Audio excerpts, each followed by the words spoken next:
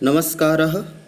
अहं डॉक्टर राकेश कुमार जैन अस्यां रत्नावली नाटिकायाः कक्षायां भवतां सर्वेषां हार्दम् अभिनन्दनं स्वागतं करोमि। अस्यां कक्षायां वयं रत्नावली नाटिकातः प्रश्नोत्तराणि पश्यामः। गतकक्षायामपि वयं प्रथमाङ्कतः प्रश्नोत्तराणि दृष्टवन्तः। अद्य द्वितीयाङ्कतः प्रश्नोत्तराणि पश्यामः। सर्वप्रथमं प्रश्नः अस्ति, द्वितीयाङ्कस्य नाम किम्? उत्तरं कदलीगृहम्। प्रश्नः, निपुणिका का? उत्तरम् अन्तःपुरस्य काचित् सेविका। प्रश्नः, श्रीपर्वतात् कः आगतः आसीत्? उत्तरं श्रीखण्डदास इति नाम्नः कश्चित् धार्मिकः। श्रीखण्डदासात् राजा उदयनः किं शिक्षितवान्? उत्तरं श्रीखण्डदासात् राजा उदयनः अकालकुसुमदोहदं शिक्षितवान्। अर्थात बिना समय पे भी कोई लता किस तरह से अत्यंत कुसुम अर्थात फूलों से युक्त हो, ये बात उन्होंने सीखी। अकाल कुसुम दोहदम शिक्षित्वा उदयनः किं करिष्यति? उत्तरम् आत्मनः परिगृहीतां नवमालिका कुसुम समृद्धि शोभितां करिष्यति। जैसा कि हम जब नाटिका पढ़ते हैं तो हमें पता चलता है कि महारानी वासवदत्ता की जो लता है उसका नाम माधवी लता है और राजा की जो लता है उसका नाम नवमालिका है। महारानी की जो माधवी लता है वो हमेशा फूलों से लदी हुई होती है और 12 महीनों अत्यंत विकसित और पुष्पित होती है, किंतु महाराजा उदयन की जो नवमालिका है वो कभी कभी ही अपने फूलों को प्रदान करती है। तो राजा हमेशा इसके लिए चिंतित रहता था। तो श्रीखण्डदास से उन्होंने एक ऐसी कला सीखी या ऐसी औषधि सीखी है जिससे कि वो अपनी नवमालिका को भी अत्यंत कुसुम से फूलों से समृद्ध कर सके। सागरिका कुत्र गता आसीत्? उत्तरम ग्रहित चित्रफलक वर्तिका समुद्गका सागरिका कदलीगृहम गता आसीत्। जब सुसंगता ने पूछा कि कहीं सागरिका को देखा तो निपुणिका कहती है, हाँ मैंने देखा है, सागरिका वहाँ गई हुई है। कहाँ गई हुई है? कदलीगृहम गता आसीत्, कदली घर में गई हुई है, कदली गृह में गई हुई है। कैसे गई है? हाथ में क्या लिया हुआ है? ग्रहित चित्रफलक, हाथ में उसने चित्रफलक ले रखा है। वर्तिका चित्र बनाने की कूंची जो ले रखी है, और समुद्गका और एक पेटी ले रखी है। ये सब ले करके जाती हुई मैंने उसको कदली गृह में देखा है। प्रवेशकः किं भवति? उत्तरम कथानकम प्रवेशयति इति प्रवेशक, जो हमें कथानक में प्रवेश कराए, पुरानी और नई बातों से जो हमें जोड़े, उसे हम प्रवेशक कहते हैं। अस्य लक्षणमस्ति प्रवेशकोऽनुदात्तोक्त्या नीचपात्रैः प्रयोजितः अंकद्वयन्तर्विज्ञेयः शेषं विष्कम्भके यथा। प्रवेशक अनुदात्त उक्ति से कहा जाने वाला है, धीमे स्वर से कहा जाने वाला होता है और प्रायः नीचपात्रैः दास दासी आदि के द्वारा यह प्रस्तुत किया जाता है। और प्रायः करके अंकद्वयंतर विज्ञेयः, दूसरे अंक या 2 अंकों के बीच में ही प्रायः इसकी स्थिति होती है। और बाकी पूरा लक्षण इसका विष्कम्भ की तरह ही है। इस विष्कम्भक को हम पिछले प्रथम अंक के प्रश्नोत्तर में आपको बता चुके हैं, वहाँ से हम देख सकते हैं। प्रश्न, न कमलाकरं वर्जयित्वा राजहंस्यन्यत्राभिरमते इत्यस्याः सूक्त्याः भावार्थो लेख्यः। उत्तरम् यथा लोके दृश्यते यद राजहंसी कमलवनम विहाय अन्यत्र न भ्रमति। जैसे लोक में देखा जाता है कि राजहंसी कमलवन को छोड़ करके अन्यत्र नहीं जाती है। अन्यत्र च विचरति अन्यत्र न विचरति, और अन्यत्र विचरण भी नहीं करती है। तस्याः शोभा कमलवने एव अस्ति। तथैव सागरिकायाः स्नेहभाक् नयनाभिरामः उदयन सदृशः राजा एव वर्तते इति। सुसंगता चित्रफलके रतिव्यपदेशेन काम लिखति। सुसंगता चित्रफलक पर रति के बहाने, क्योंकि कामदेव के बहाने सागरिका ने वहाँ पर राजा उदयन को उल्लेखित किया था, तो सुसंगता आकर के वहाँ चित्रफलक पर रति के बहाने किसका चित्र बना देती है? उत्तरम सागरिकाम लिखति अथवा सागरिकायाः चित्रम लिखति। वह सागरिका का वह चित्र बना देती है। प्रश्न, सागरिका मरणं शरणं नवरमेकम इति किमर्थम ब्रवीति? सागरिका मरणं शरणं नवरम, अब तो केवल मरण ही शरण मात्र बची है, ऐसा क्यों कहती है?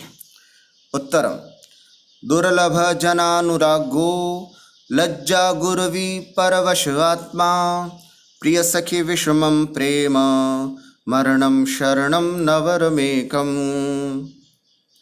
सागरिकायाः मरणं शरणं नवरमेकम इति कथनस्य कारणानि सन्ति। अर्थात सागरिका कहती कि बस अब तो केवल मरण ही शरण एकमात्र बची है। यहाँ नवरम शब्द का अर्थ होता है केवल, केवल मरण ही एकमात्र शरण बची है। इसके कहने के पीछे या कुछ कारण हैं। कौन कौन से?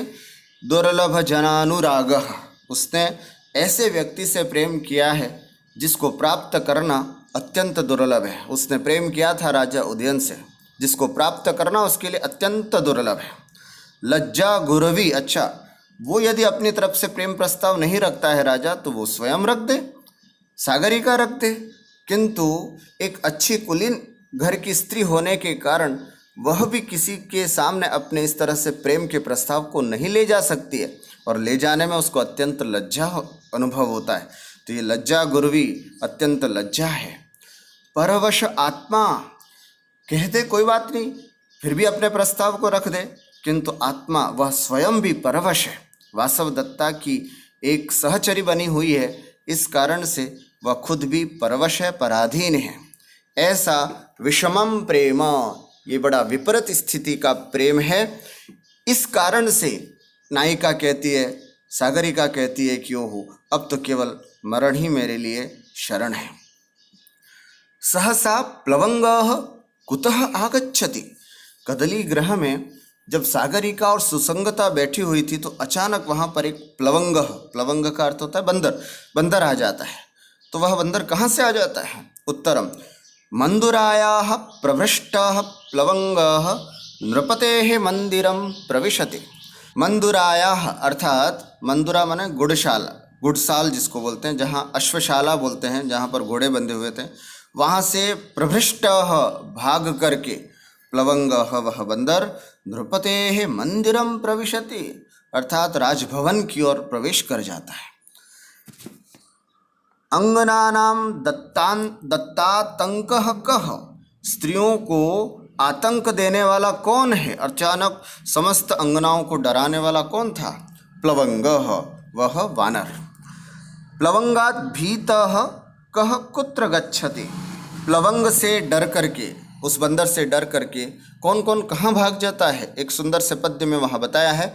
मैंने यहाँ छोटी सी एक सारणी बना करके बता रहा हूँ। वर्षवराः अर्थात नपुंसक लोग जो हैं, पलायनम कुर्वन्ति, पलायन कर जाते हैं। वामनः, जो वामन हैं, कंचुक्याः कंचुके प्रविशति, वामन जो है वो कंचुकी के कंचुक में, कंचुकी वो कहते हैं जो ढीले ढाले कपड़े पहन करके राजा की सेवा में हमेशा रहा करते हैं, तो बहुत ढीले ढाले कपड़े होते, तो वामन छोटा होता है तो कंचुके उनके कंचुक में ही प्रवेश कर जाता है। किराताः, जो किरात होते हैं, है ना, देशस्य प्रांत भागम पलायिता, देश के, अपने देश के अंतिम भाग पर भाग जाते हैं। कुब्जाः, और जो ठिंगने होते हैं वे, जो कुब्जे होते हैं वे शनकैः नीचतया यान्ति, धीरे धीरे नीच, वैसे ही कुब्जे होते हैं, कुबड़े होते हैं, तो वो बड़े झुक करके और धीरे से भाग जाते हैं। इस तरह से डर करके सभी लोगों की ये स्थिति वहाँ बताई गई है। दधिभक्त लंपटः कः, छोटा सा प्रश्न है किंतु बहुत महत्वपूर्ण है। दधि माने दही, भक्त माने चावल, दही चावल का लंपटी कौन है? उत्तरम दुष्टवानरः, वह दुष्टवानर। प्रश्न, अचिन्त्यो हि मणिमंत्रोषधीनां प्रभावः इति सूक्तेः कोऽभिप्रायः, इस सूक्ति का क्या अभिप्राय है? क्योंकि कई बार सूक्तियाँ भी पूछी जाती है परीक्षा में, हमें सूक्तियाँ भी ध्यान में रखनी है। ये एक सूक्ति है, अचिंत्यो ही मणिमंत्रोषधीनाम प्रभावः। इसका क्या अर्थ है और ये कहाँ प्रयुक्त की गई है? तो कहा जाता है श्रीकंठदासस्य औषधि प्रभावात् नवमालिका पुष्प समृद्धा जाता। श्रीकंठदास की औषधि के प्रभाव से राजा उदयन की जो लता है जिसका नाम है नवमालिका, वो अत्यंत पुष्पों से समृद्ध हो जाती है। एतत् विज्ञाय, यह जान करके, प्रसन्नो भूत्वा राजा कथयति, राजा अत्यंत प्रसन्न हो जाता है और कहता है अचिंत्यो ही मणिमंत्रोषधीनाम प्रभावः। वास्तविक रूप से मणिमंत्रोषधि का प्रभाव तो अचिंत्य है, अर्थात मणिमंत्रोषधीनां प्रभावः अचिंतनीय वर्तते। एतस्यैव समर्थने उदयनाः पद्यमेतत् वक्ति, और इसी के समर्थन में एक पद्य भी यहाँ पर राजा उदयन बोलते हैं, वो है कंठे श्री पुरुषोत्तमस्य समरे दृष्ट्वा मणिं शत्रुभिर् नष्टं मंत्रबलाद्वसन्ति वसुधा मूले भुजंगाहताः। पूर्वं लक्ष्मणवीरवानरभटाः ये मेघनादाहताः पीत्वा तेऽपि महौषधेर्गुणनिधेर्गन्धं पुनर्जीविताः।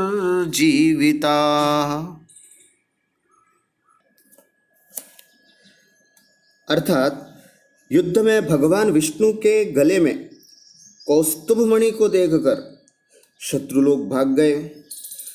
मंत्रों के प्रभाव से मृतप्राय सर्प पाताल में निवास करते हैं। पहले जो मेघनाथ के द्वारा मारे गए लक्ष्मण, वीर एवं अन्य वानर योधागण, वे भी गुणों की खान संजीवनी वटी की गंध पा करके पुनः जीवित हो गए। तो इससे ये पता चलता है अचित्यो ही मणिमंत्रौषधीनां प्रभावः। मणिमंत्रौषधि का प्रभाव जो है वो अचिंतनीय है। एक गलती यहाँ पर हुई है, आप लोग उसको ध्यान में रखें।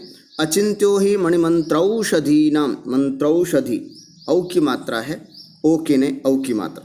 आगे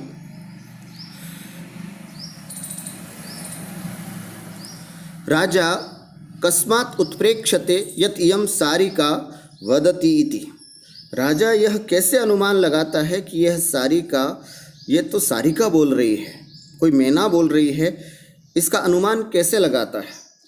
उत्तरम स्पष्टाक्षरमिदं यस्मान् मधुरं स्त्री स्वभावतः अल्पांगत्वादनिर्हादि मन्ये वदति सारिका। कैसे पता लगता है राजा को कि ये तो कोई सारिका की आवाज़ है, जिससे डर करके विदूषक भाग जाता है, भूत भूत ऐसा कहता है। अचानक राजा उसको ध्यान से सुनते हैं और ये अनुमान लगाते कि अरे नहीं, ये तो किसी सारिका की आवाज़ है। तो ऐसे क्या चीज़ें देखता है राजा जिससे पता चलता है कि वो सारिका की आवाज़ है? कहते हैं स्पष्टाक्षरम, एकदम स्पष्ट बोला जा रहा था। स्त्री स्वभावतः मधुरम, स्त्री स्वभाव होने से बड़ा मधुर बोला जा रहा था। अल्पांगत्वात् अनिर्हादि, और बहुत अल्पांग, बहुत छोटा शरीर वाला वह प्राणी था, इसलिए अनिर्हादि, अत्यंत धीमी आवाज़ में बोला जा रहा था।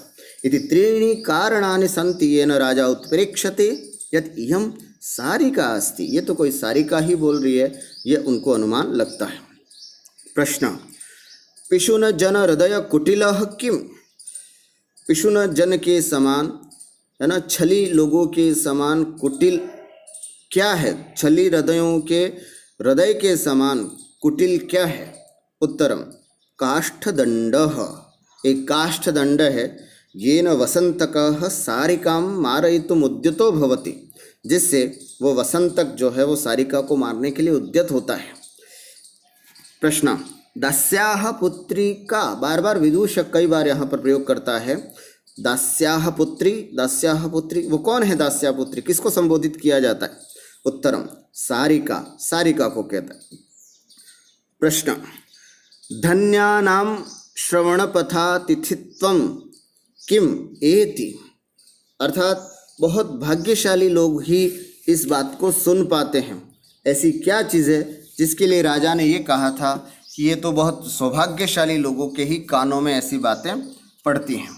तो कहते हैं दुर्वाराम कुसुम शरव्यथाम वहन्त्या कामिन्या सखीनाम पुरः यत् अभिहितम।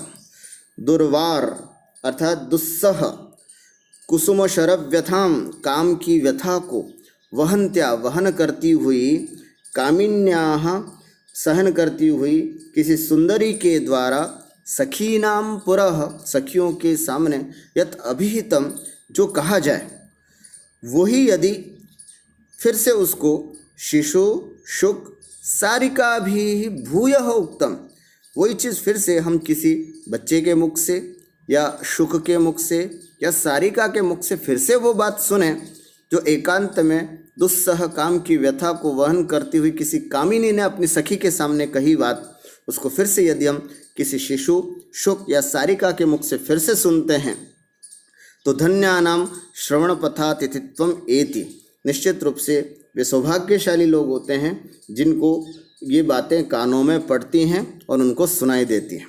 इसी बात को ध्यान में रखते हुए एक पद्य रत्नावली में आया है। दुर्वारम कुसुम शरव्यथां वहन्त्या कामिन्या यदभिहितं पुरः सखीनां तद्भूयः शिशुशुकसारिकाभिरुक्तं धन्यानां श्रवणपथातिथित्वमेति इति। चित्रगतां सारिकां प्रथमवारं दृष्ट्वा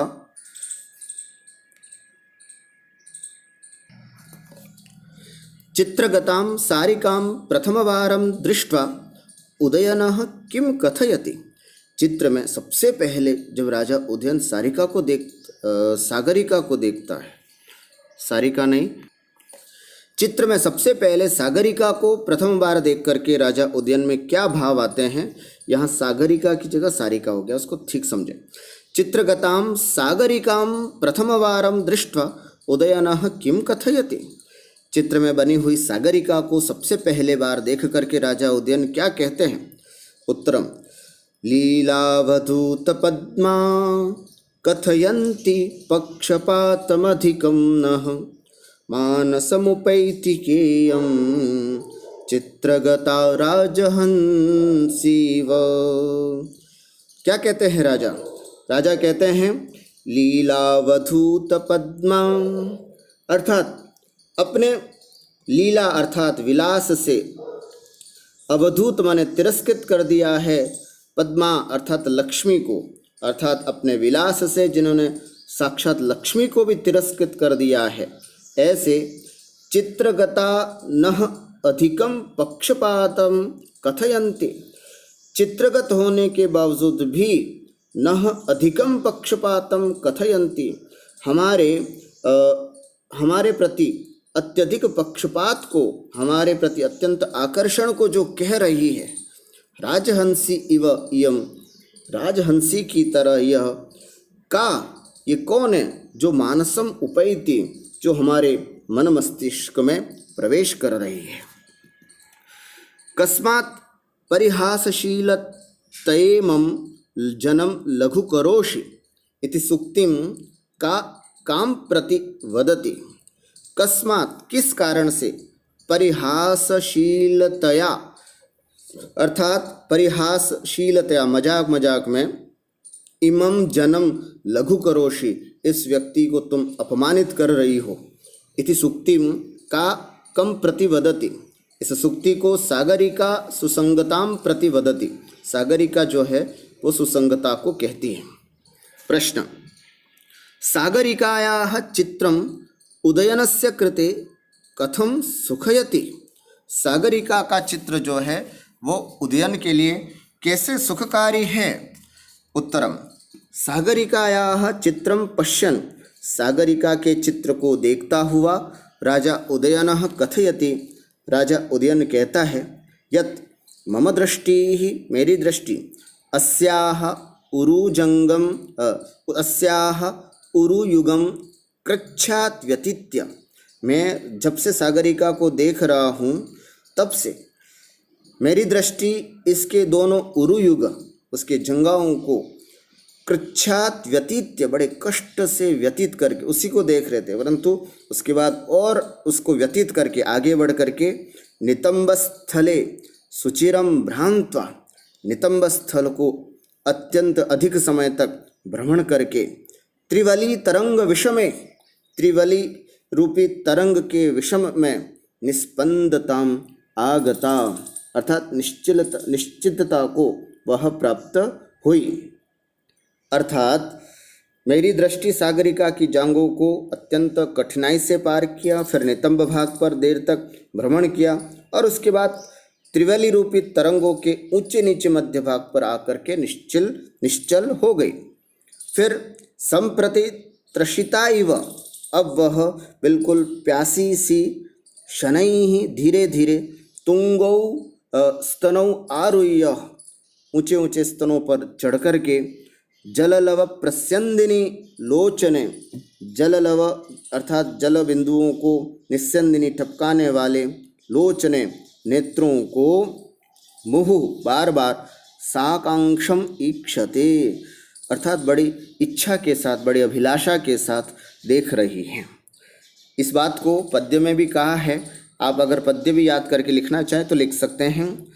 कृच्छादूरुयुगम व्यतीत्य सुचिरम भ्रांत्वा नितंबस्थले मध्ये स्यास्त्रिवली तरंग विषमे निस्पंदतामागता मद्दृष्टिस्त्रशितेव संप्रतिशनैरारुह्य तुंगौस्तनौ साकांक्षं मुहुरीक्षते जललव प्रस्यन्दिनी लोचने इति। अग्रे प्रश्नः, नलिनीपत्रशयनं कथं कृशांग्याः संतापं वदति। एक नलिनी पत्र की बनी हुई शैया कैसे किसी कृशांगी के संताप को कह रही थी। उत्तरम, पीनस्तन जगन संघात उभयतः परिम्लानम अस्ति। वह नलिनी पत्र शयन, नलिनी पत्तों से बना हुआ वह शैया कैसी थी। पीनस्तन जगन संघात उभयतः परिम्लानम आसीत, अर्थात अत्यंत पीन स्तनों के और जंगाओं के संपर्क से, उभयतः दोनों ओर अर्थात ऊपर और नीचे, परिम्लानम आसीत वह नलिनी पत्र शैया परिम्लानम अर्थात मुरझाई हुई थी। तनोः मध्यस्य परिमिलनम अप्राप्य अंतः हरितम अस्ति। तनोः अर्थात शरीर के, मध्यस्य कटिभाग का, परिमिलनम अप्राप्य संपर्क न प्राप्त होने के कारण, अंतः हरितम अस्ति वह नलिनी पत्रशैया जो है वो बीच में हरी हरी थी। श्लथ भुज लताक्षेप वलनैः व्यस्तन्यासम, और शिथिल भुज लताओं के फैलाने के कारण वह, या फिर मोड़ने के कारण इधर उधर अस्त व्यस्त हो गई थी। इदम इसलिए, इदम नलिनी पत्रशनम, ये नलिनी पत्रों से बनी हुई यह शैया निश्चित रूप से कृशांग्याः संतापम वदति, किसी कृशांगी की, किसी सुंदरी के संताप को कह रही थी। यथोक्तम एव एतदेव भाव, जैसा यही भाव यहाँ इस श्लोक, इस पद्य में भी कहा है। परिम्लानं पीनस्तन जगन संघादुभयतस्तनुर्मध्यस्यन्तः परिमिलनमप्राप्य हरितम् इदं व्यस्तन्यासं श्लथभुजलताक्षेपवलनैः कृशांग्याः संतापं वदति नलिनीपत्रशयनम् इति। कृशांग्याः उरसि स्थितं नलिनी, कृशांग्याः उरसि स्थितं नलिनीपत्रं किं ब्रवीति। नलिनी पत्र का दो प्रकार से प्रयोग किया गया था। एक नलिनी पत्रों से शैया बनाई गई थी और कुछ नलिनी पत्र बच गए थे, उसको नायिका सागरिका के स्तनों पर रखा गया था। तो यहाँ पर या उसके वक्षस्थल पर रखा गया था। तो उसी वह कृशांगी के उरसी अर्थात वक्षस्थल पर स्थित जो नलिनी पत्र हैं वह क्या बोल रहे हैं। तो यहाँ बहुत सुंदर बात बताइए। उत्तरम कृशांग्याः उरसी स्थितम नलिनी पत्रम, कृशांगी के वक्षस्थल पर रखे गए ये नलिनी पत्र कामजन्याम अवस्थाम, कामजन्य अवस्था को तो बता ही रहे हैं, वो उतना नहीं बता रहे हैं जितना अतिशय संतापग्लापिताभ्याम मंडलाकारम स्तनद्वय विशालताम ब्रवीति, है ना। अर्थात अतिशय संताप, अत्यंत संताप से, ग्लापिताभ्याम संताप से ग्लापित अर्थात मुरझाए हुए, मंडलाकारम मंडलाकार स्तनद्वय विशालताम ब्रवीति, उन दोनों स्तनों की विशालता को बता रहे हैं।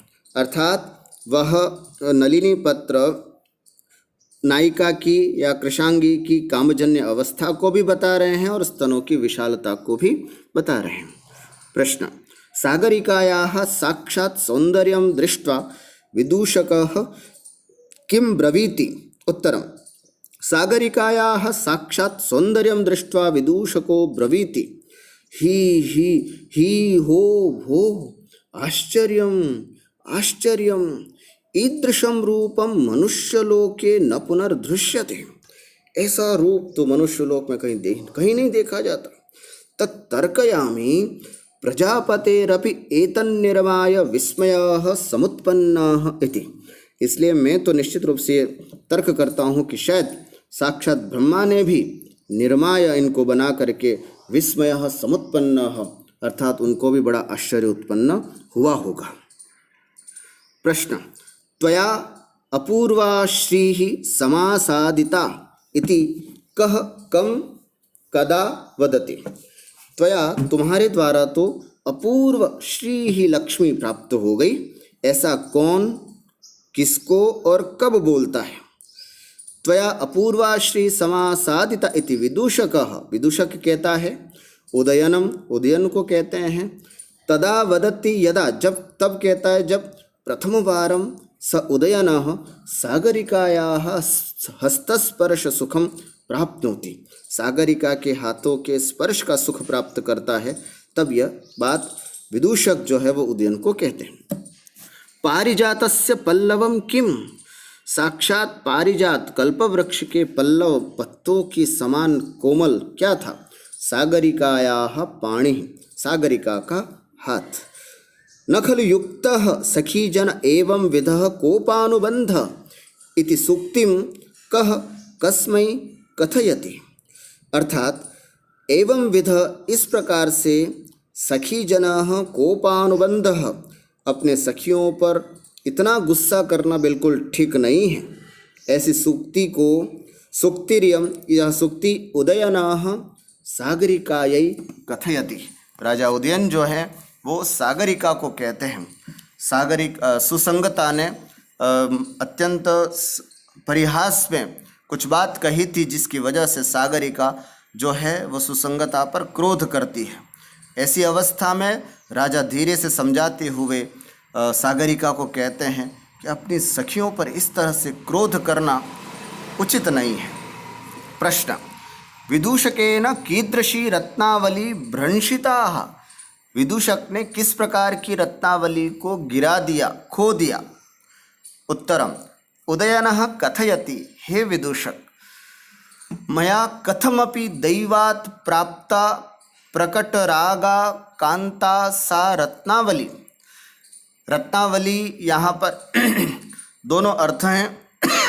एक रत्नावली नाम का एक कंठहार भी था जो राजा को खो जाने के बाद वैसे बहुत दुर्लभता से प्राप्त हुआ था। मया कथमपि, किसी तरह से, दैवात, बड़े भाग्य से, प्राप्ता, वह रत्नावली प्राप्त की थी। प्रकट रागा, जिसके प्रति मुझे बहुत अनुराग है। कांता, अत्यंत रमणीय सुंदर था सा रत्नावली।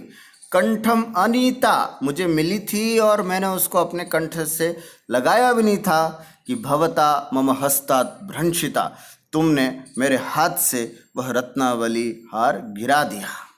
दोनों अर्थ हैं। ऐसी रत्नावली जो सागरिका के अर्थ में पक्ष में अर्थ जाएगा, तो किसी भी प्रकार से भाग्य से जिसके प्रति मैं अपना अनुराग प्रकट कर रहा था, जो दिखने में बहुत सुंदर थी, ऐसी रत्नावली मुझे प्राप्त तो हुई, कंठम अनीता, किंतु उसको गले नहीं लगा पाया कि इतने में तुमने अरे वासव दत्ता आ गए, वासव दत्ता आ गए ऐसा बोल करके मेरे हाथ से उसको तुमने गिरा दिया।